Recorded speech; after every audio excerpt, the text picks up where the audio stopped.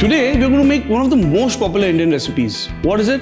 Chicken tikka. But you know, it's important that the tikka comes out nice and juicy.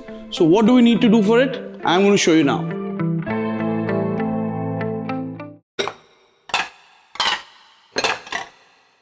So let's make the right marinade for the tikka. So around 3 large spoons of the yogurt here. So I'm just going to strain this yogurt, making sure that the excess moisture goes out and we get the right consistency of the yogurt. Squeeze this excess moisture out and increasing the pressure gradually. Because if you're going to put too much pressure, then there'll be excess moisture going out and your tikka might turn dry. Get the yogurt in a bowl now. Now I've got the right consistency of my yogurt. It's the time to put all the lovely Indian masalas. I've got a nice red chili paste here. So around 2 spoons of the Kashmiri red chili paste. Some nice dhania powder, which is a coriander powder.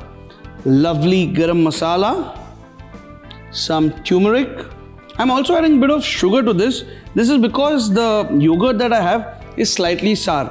After this, it's time for a little bit chili powder and some ginger garlic paste.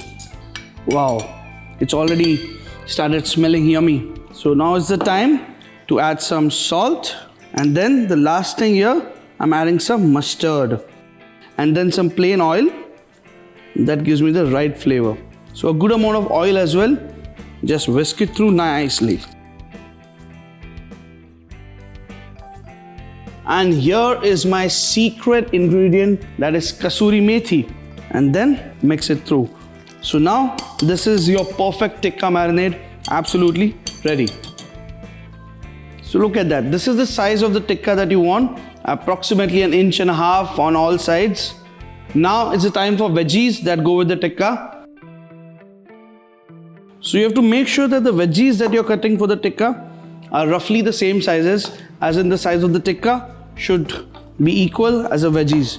So my marinade is ready here. I've got nice dices of chicken thighs, some tomatoes, some onions and some capsicum. So now to this marinade, at the last minute, I'm just adding in some chopped mint and some lemon juice in this. So let's mix this through once again. And just look how nice, thick and red is the marinade. Next, all this chicken goes into my marinade. Wow. And let's just churn it through. Wow. I can already feel that, this is going to come out brilliant.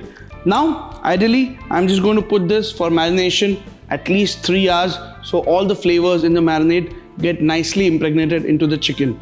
The marinade and the chicken has been sitting now for 3 hours. I am ready for the show now. I'll take a baking tray first, drizzle some oil over it. Let's brush the oil all over the tray. I'm going to use alternate veggies. So first goes in the onion, then my chicken piece, as in chicken tikka, then a piece of tomato, chicken once again, then the capsicum,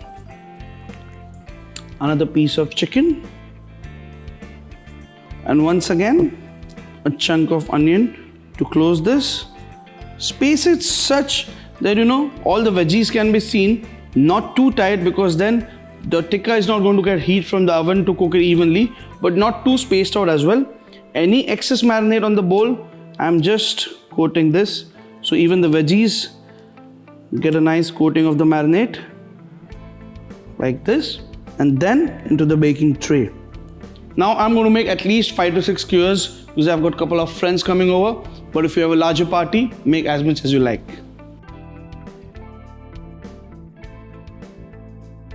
So for now, in my preheated oven at around 260 degrees, let me put this for baking. Approximately 20 minutes is what it's going to take. Wow, absolutely yummy they look. And now, steaming hot tikkas. You can actually serve it with the skewer, or if you want, you can take the skewer off as well. So let's take this off like this. Nice. Once again, one more here like this. Some nice sprig of coriander reduction I've made here. That's a grape juice reduction slightly on top.